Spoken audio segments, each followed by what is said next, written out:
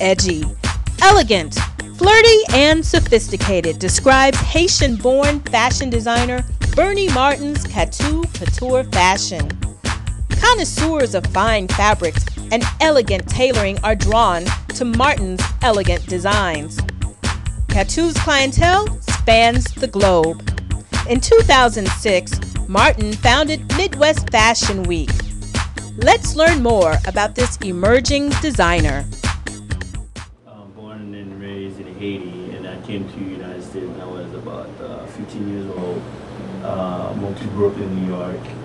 And from Brooklyn, New York, went to college, studied college there, and then one day my dad was like, we're going to go to Indiana to go to school, and I was like, whatever. You know, it was literally like that. I did not have any bone in my body or hair. Yeah. that wanted me to go to Indiana, you know. And then I remember when we were driving there, oh my God, there were tears cried and everything, all that. Oh yeah. I didn't like the idea of coming to Indiana, but eventually, you know, I'm the kind of person that I always kind of welcome some kind of change, although I'm fighting it. But I'm always like curious to see what's gonna happen, and that's what got me to Indiana, to be honest with you, because I was offered many opportunities to stay in New York City, but back in my head, I was like, well, let me see what those Hoosiers are really all about, you know. So I went to Purdue University. Graduated, and then shortly after that, got sick and tired of the corporate world. You know, for all the reasons you can think of. You know, it wasn't for me in terms of a lot of sort of relationship. You know, that I don't want to go into details. You know, we can fill in the blanks. Yeah, you can fill in the blank. So, having said that, I quit that. Well, move on, and then went back to school in New York at FIT and studied a little bit of fashion. So how did you decide that fashion was for me? Was what you wanted after a corporate background? Yeah. No, one of my friends came, a group of my friends came to visit me in Indiana, and they felt sorry for me. that was the truth. They really felt sorry for me. They're like, what are you doing? I was like, in the world of computer, and they literally told me like, this is not you. Wow. They did. It was that blunt. They were good friends. Yeah. And then I went to a trip to London with them. We spent a couple weeks in London having fun and things like that. And then I remember one of my friends stood up and was like, you know, really, be honest with you, if you're gonna keep running, you're gonna keep running. But one day you have to stand up and do what you gotta do, man. You know. And at the time, it was the Brooklyn talk. You know, in Brooklyn, kind of tough. Yeah, you gotta tough it up. Yeah. You can't keep running from bad things happening to you, because growing up in Brooklyn, that's one thing you're gonna learn very quickly. You're gonna have to live up and stand up for yourself, right, or else you're gonna get beat down or trouble keep finding you. So it was the same kind of philosophy he was referring to me all about, and then. You do what it is that you need to do and face it. Face it, exactly. Wow. So by coming here back after graduating, you know, it's that kind of definition. You know, I wanted to come here not only to clear my head from a lot of things, and I'm very competitive by nature, you know, but when it comes to designing, you can't let competition define who you are when you are being artistic person, being creative. You know, because once you start feeling too much competition, it urges you to be like your competitor. You know, you're not really being yourself. So therefore, by being here, it allows me. That's one of the primary reasons why I decided to create my clothing label.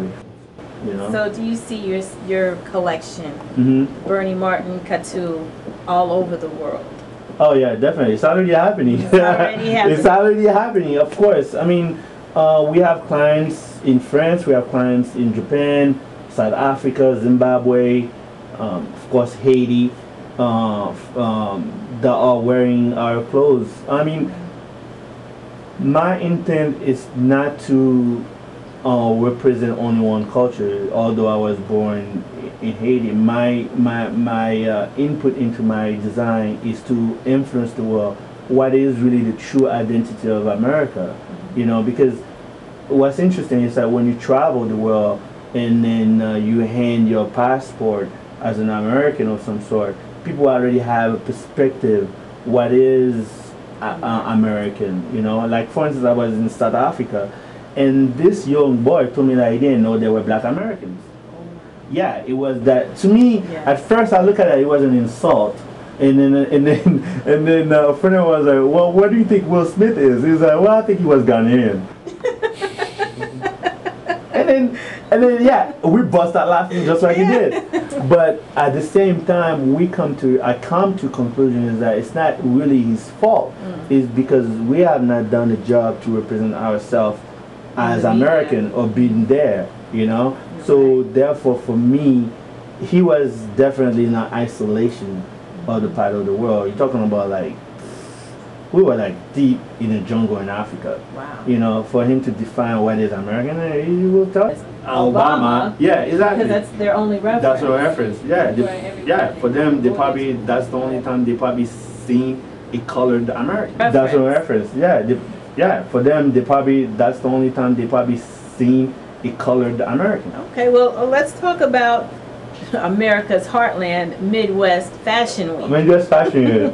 Still this standing. Is your baby, isn't it? Still standing. Yeah. I mean, Midwest Fashion Week came about not to replace what's already been there.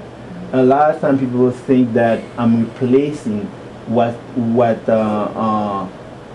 Indiana fashion is, like the Bill Blast and all those individuals. Well, guess what? Those people are dead.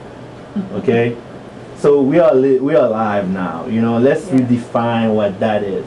And when me and my friend came here and defining those moments to see what can revive the city, there were people that were doing fashion. Yes, there were plenty. I mean, you know, but the problem was it was not a fashion industry. Right. You know, when people say fashion, it's like you're saying, "Oh, I'm from the universe." Well, so broad. It's a broad statement. When you say I'm fashion, it's like you're saying, "Oh, I'm from the universe." When somebody's gonna say that, well, what universe? And then you're like, what galaxy? And then what planet? Right. Even within our universe, there's like the Earth, Jupiter, Mars, Uranus, and Pluto, and all that kind of stuff. Which one? Tell me. So that was the problem, you know, and it was a problem, and it still is a problem to define who we are as far as like not only culturally, but at the same time in a fashion statement. You know, because when you come to the Midwest, we borrow pieces to represent who we are, but a lot of times people are afraid to define what is a true Midwestern culture. You know, when you go to New York, there's no New Yorker gonna stop and tell you that I'm not New York. They will carry it as a pride on their tongue, the way they dress, everything. You go to LA, same thing. You go to the South, you go to Texas, they will show you that what is the Texas way. I got my gun, I got my cowboy hat, I'm wearing my denim jeans and my boots. Yeah. You know, those things define those culture, you know. So for the Midwest, we were like, okay, I know we have something, so what is it? So more than corn. More than corn, exactly. So over the years, that's all we've been doing, researching, reprogramming the mind of not just the Hoosier, but the entire region, 13 states, or even I can say even 14 to 15 states. Some states are borderline Midwestern, you know. So that's all we've been doing, and we are bringing these people together. I don't know if you ever pay attention to the way we wrote the name Midwest Fashion. We didn't say mid and then west. We put it all together, Midwest. And some people think that I made a mistake on how to spell. No, I didn't. I did it purposely because I wanted to be the Midwest to be united. And yes, Berny and Martin get a lot of wreck for that. But it's okay. When you are redefining rules and regulation on what people thought and mindset and things like that, yes, you're gonna have resistance. You're gonna face all the troubles in the world too. But at the end of the day, I know I'm right, because we are uniting a lot of people together, and we receive tons and millions of emails over the years appreciating what we have able to accomplish, and how we have been able to put all those individuals under one roof to communicate, to redefine the culture of the Midwest life. And then now they can go to New York, they can go to LA and say, yes, I'm Midwestern, then what? That's right. Yeah. So Midwest Fashion Week is coming up on October 18th and 19th and 20th. We are doing something very different. Why? Because we are concentrating primarily on fashion shows only. We are not venturing into other events that we normally do, just because we think we have passed that bar now.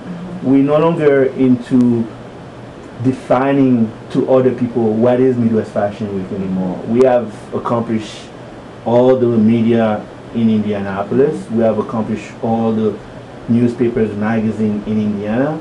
So now we no longer want to define about what we stand for. I think everybody pretty much get the grip now about what we stand for, what we are going to be doing, is exactly what's going to happen. You know, we're here to unite a community of people, and it is a business. It's not an art. It is art, but it's a business. Right. You know, it's an industry of its own. It's a category on its own. And with that being said, we decide to unite our forces in order to communicate the same language. It's that simple. All right. Well, congratulations. Thank you. On all your success. Thank you very much. Thank you. Thank you for your time. You know.